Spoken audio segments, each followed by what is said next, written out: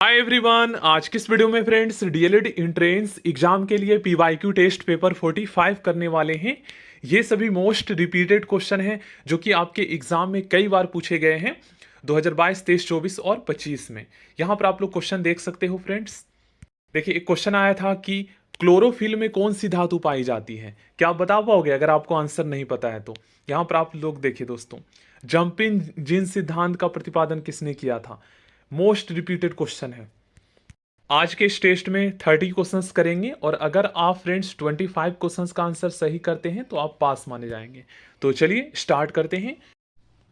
Question number 1, किसी दीपक की बत्ती से तेल ऊपर उठता है, किस कारण? इसका रीजन है फ्रेंड्स कोशिकत्व के कारण। लालटेन में दोस्तों जो बत्ती जलती है ये फ्रेंड्स किसके कारण जलती है? तो नीचे से जो केरोसिन होता है ये कोशिकत्व के कारण ऊपर उठता है और यही वजह है कि दीपक की बत्ती या लालटेन की बत्ती जलती है, कोशिकत्व के कारण। ओके। मोटर कार में पश्चिम दृश्य के लिए कौन सा दर्पण का प्रयोग किया जाता है? आप सभी जानते हैं फ्रेंड्स, उत्तल दर्पण जो होता है ये बड़े बड़े वस्तुओं का काफी छोटा इमेज प्रतिबिंब बनाता है। तो साइड मिरर के रूप में फ्रेंड्स ड्राइवर जो है अपने सुविधा के लिए जो है उत्तल दर्पण का प्रयोग करता है, क्योंकि पीछे से बड़े बड़े व्हीकल्स, ट्रक, बस आ रहे होते हैं तो उन्हें देखने के लिए, ठीक है ना, काफी छोटा इमेज बनाता है उत्तल दर्पण, आपने देखे होंगे। तड़ित चालक निर्मित होते हैं। दोस्तों तड़ित चालक का मतलब यहाँ पर क्या है? दोस्तों आसमानी बिजली से घरों की सुरक्षा के लिए, बिल्डिंग की सुरक्षा के लिए छतों पर तड़ित चालक लगाया जाता है, आपने देखे भी होंगे। ये तांबा का बना होता है। ओके। पदार्थ का लघुत्तम अंश क्या है? अब कुछ स्टूडेंट कहेंगे कि सर इसका लघुत्तम अंश तो ये परमाणु होता है। अब यहां पर तो ऑप्शन में है नहीं, तो दोस्तों उससे भी लघुत्तम एक अंश होता है जिससे क्वार्क कहते हैं। आप सर्च कर लीजिएगा अगर आपको नहीं पता है तो, इतना डीपली क्वेश्चन पूछे गए हैं। क्वार्क कहा जाता है परमाणु से भी छोटा जो अंश होता है पदार्थ का। ओके। निम्नलिखित में से सर्वाधिक पारिस्थितिक ईंधन कौन सी है? मतलब इसमें से सर्वाधिक जो इको फ्रेंडली, ये कह सकते हो पर्यावरणीय हितैषी, अच्छा पर्यावरण के लिए कौन सा है? पारिस्थितिक ईंधन करेक्ट आंसर हो जाएगा हाइड्रोजन। इससे भविष्य का ईंधन भी कहा जाता है। चलिए आगे बढ़ते हैं। ईईजी इलेक्ट्रो इंसेफ्लोग्राफ का प्रयोग डैश के निदान के लिए किया जाता है। दोस्तों इलेक्ट्रो इंसेफ्लोग्राफ का जो प्रयोग है ना, ये दोस्तों मस्तिष्क में विकार, मस्तिष्क में अगर कोई बीमारी है उसका पता लगाने के लिए किया जाता है। और अगर आपसे पूछा जाए कि ईसीजी का प्रयोग किस लिए किया जाता है, तो ईसीजी का प्रयोग फ्रेंड्स हृदय में, हृदय की धड़कन संबंधित बीमारी की जांच के लिए किया जाता है। इलेक्ट्रोकार्डियोग्राफ कहते हैं उसे। रेडियो सक्रियता का आविष्कार करने वाले वैज्ञानिक कौन है? करेक्ट आंसर होगा हेनरी वेकूरल। हेनरी वेकूरल ने रेडियो एक्टिविटी, रेडियो सक्रियता की खोज की थी। वैद्युतिक स्त्री आयरन में अवरक का प्रयोग होता है क्योंकि यह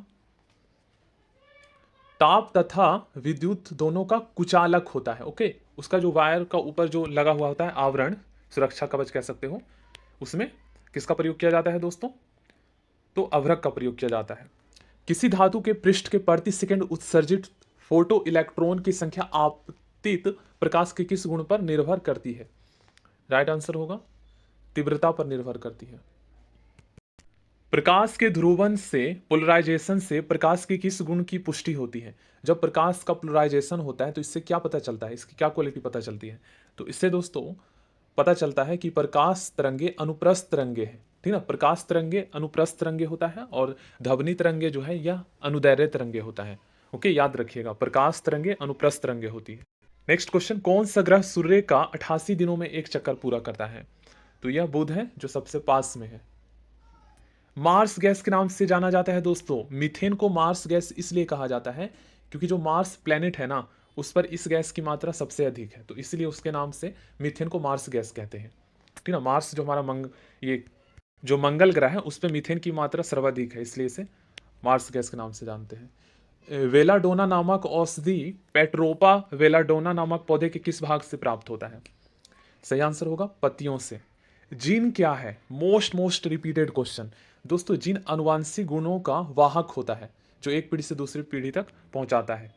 क्रोमोजोम शब्द का प्रयोग किसने किया था, किसने दिया था क्रोमोजोम शब्द? सही आंसर होगा वाल्डेयर ने। वाल्डेयर ने, मोस्ट रिपीटेड क्वेश्चन है ये। वाल्डेयर ने क्रोमोजोम शब्द का प्रतिपादन किया था या आविष्कार किया था। लैंगरहैंस की दीपिका, जिसे हम वीटा कोशिका भी कहते हैं, दीपिका का मतलब यहाँ वीटा कोशिका है, दीपिकाएं कहाँ पाई जाती है? तो आप सभी जानते हैं फ्रेंड्स, लैंगरहैंस की बीटा कोशिका या कहें लैंगरहैंस की दीपिका कोशिका के द्वारा इंसुलिन हार्मोन रिलीज होता है, स्रावित होता है, और ये अग्नाशय में पाई जाती है। पैनक्रियाज इंग्लिश में कहते हैं। ये हमारा शरीर का एकमात्र मिश्रित ग्रंथि है, ठीक ना। रिकेटस का रोग किसकी कमी के कारण होता है? तो A R B B C से स्कर्वी, डी से रिकेटस, विटामिन ई की कमी से बांझपन, के की कमी से रक्त का थक्का नहीं जमता। ए आर विटामिन ए की कमी से रतौंधी, बी की कमी से बेरी, सी की कमी से ए आर बी बी, सी से स्कर्वी, डी से रिकेटस। देखिए मेरा ट्रिक है ये, उससे मैं पता लगा लेता हूँ। विटामिन डी की कमी से रिकेटस होता है। चलिए मैं बता देता हूँ आपको। देखिए ट्रिक क्या है। विटामिन ए की कमी से रतौंधी होता है, तो उससे मैं रा को आर से डिनोट कर दिया है, मतलब पहला लेटर या कहे पहला वर्ण रा।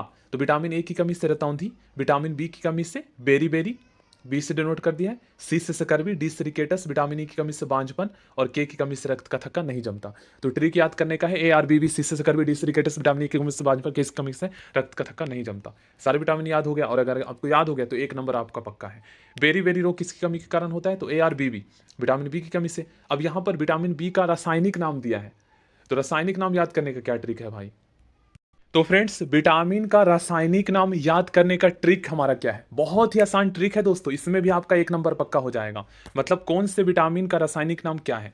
तो देखिए, विटामिन ए का रासायनिक नाम रेटिनॉल होता है, ठीक ना। रा वर्ण को या कहे आर लेटर को मैंने रा से डिनोट कर दिया, ठीक है ना। उसके बाद विटामिन बी का रासायनिक नाम थायमिन होता है, तो टी से डिनोट कर दिया है। विटामिन ई का रासायनिक नाम दोस्तों पता है क्या है? टेकोफेरोल होता है, तो उसको मैंने टी से डिनोट कर दिया है।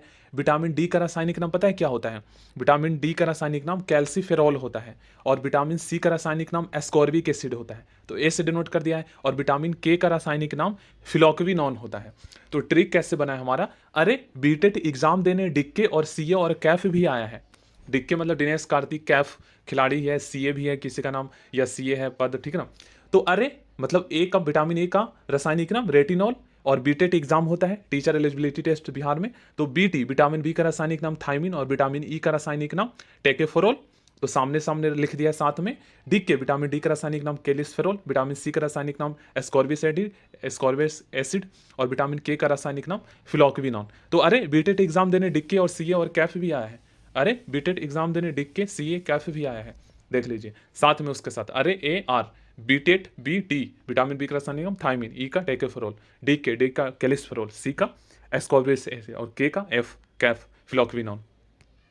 याद हो गया दोस्तों आपको? अरे बीटेट एग्जाम देने डिक्के सीए और कैफ भी आया है।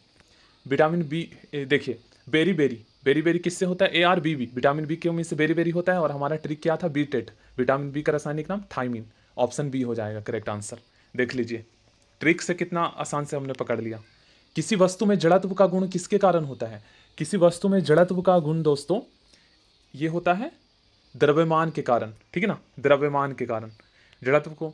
निम्नलिखित में से ऑयल ऑफ पिंटरग्रीन किसे कहते हैं?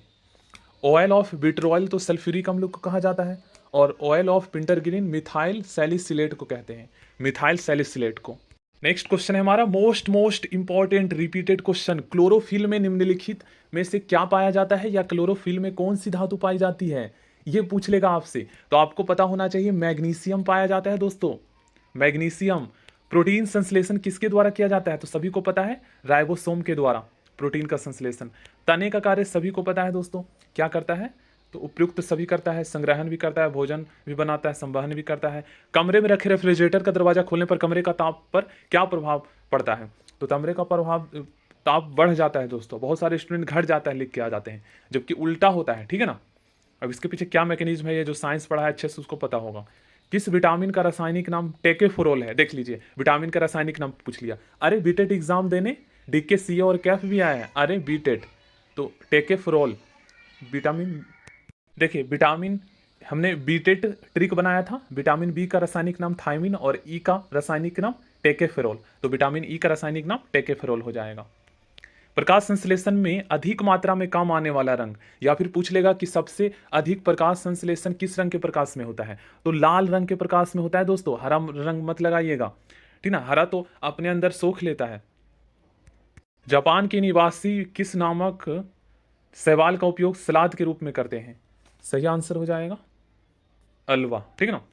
वह किरण जो न्यूट्रॉन के टूटने से बनती है तथा जिसका स्पीड वेग प्रकाश के वेग के बराबर होता है, तो सही आंसर हो जाएगा वीटा किरण। ओके फ्रेंड्स, वीटा किरण। आर्किमिडीज नामक प्रसिद्ध वैज्ञानिक ने कौन सा नियम प्रतिपादित किया था? तो आपको पता है, उत्प्लावन, जल का उत्प्लावन का नियम। नेक्स्ट क्वेश्चन, जंपिंग जीन का सिद्धांत किस वैज्ञानिक ने दिया था?